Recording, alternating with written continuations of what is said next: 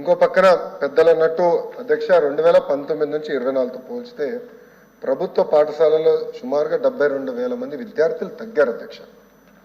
ఇది కూడా మేము చర్చిస్తున్నాం. ఎందుకంటే నాడు నేడు కార్యక్రమం ద్వారా వేలాది కోట్ల రూపాయలు ఖర్చు పెట్టిన విషయం వాస్తవం. కానీ ఎందుకు విద్యార్థులు తగ్గారు?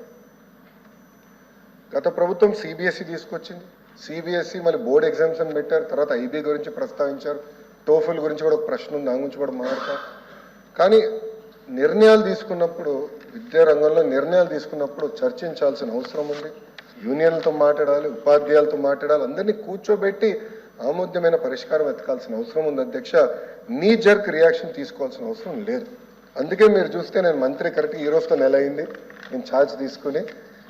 నేను కూడా అధికారులు చెప్పేది ఒకటే, రాబోయే సంవత్సరం ఏం చేయబోతున్నాం రోడ్ మ్యాప్ వేద్దాం, అందరితో చర్చిద్దాం, సంఘాలు అందరినీ కూర్చోబెడదాం, మాట్లాడదాం, వచ్చే సంవత్సరం నుంచి అమలు చేద్దాం.